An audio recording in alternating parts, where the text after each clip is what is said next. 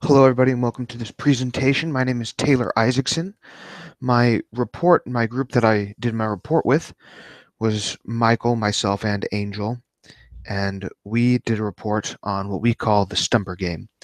So, at the beginning of our report, we started to think, what are some things that we could alter, some problems that we could find a solution to here in Rexburg around campus, and we thought that one of the biggest problems was that students oftentimes would not come to class prepared to be able to learn and to pay attention. They'd Students have a habit of like drifting and thinking of other things while in class. They don't feel engaged, and so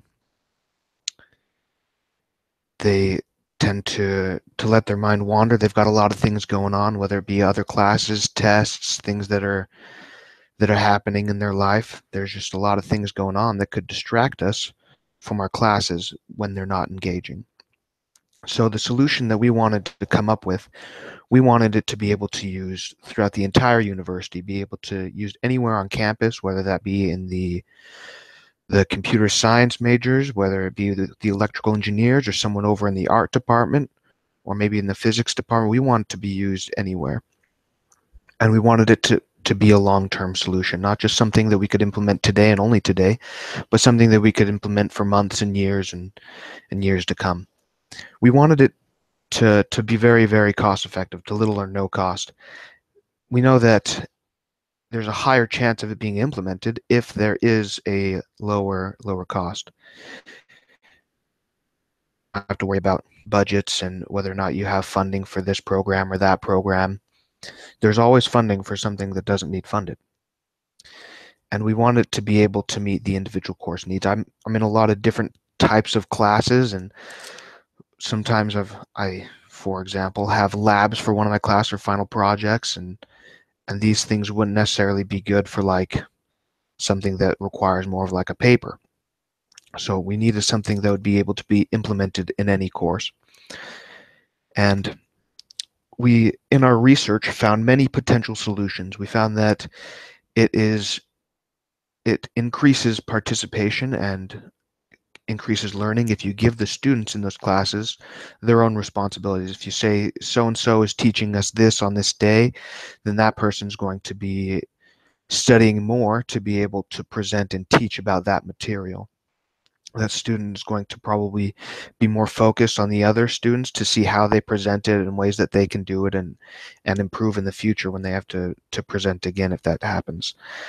We also found that if you alter the environment around the students, this can also enhance participation, such as moving the chairs in like a circle or a semicircle so that everybody's looking at the teacher, not so much looking at each other, as some of the rooms are set up on campus to where you're staring at people on the same table as you. That's not to say that group work isn't important, because that also can enhance participation if the groups are able to learn and get things from one another, if they're able to be I guess have different skill sets where they can feed off one another.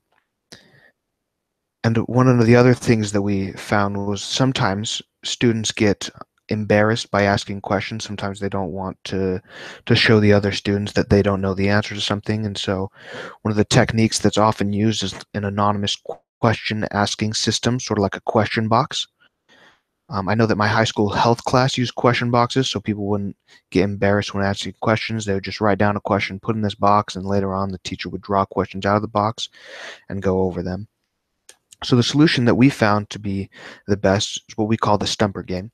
The Stumper game is where students would come to class prepared by reading the material, thoroughly understanding the material, and coming up with questions themselves to ask the other students that they don't think the other students would have found an answer to.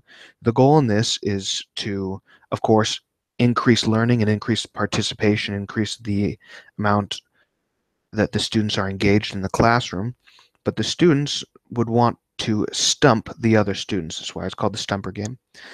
So they would want to provide a question that the other students don't know the answer to. And this would increase individual learning very much. It would promote deeper thinking and deeper learning, and the points from the Stumper game would be rewarded based on, of course, if the students get the questions of the other students correct, and they would get points from stumping other students. So if they were able to ask a question that the other students were not able to provide an answer for, showing that they would have done, I guess, more reading, having been able to understand the material better, to ask questions that the other students wouldn't have found the answer to, and by doing so, they would then learn the answer to those questions. So our solution would promote learning in the classroom, of course, and mostly out of the classroom where they're trying to learn the material better and trying to develop these questions. It's engaging because the entire class would be engaged in this game, and it can be done for no cost.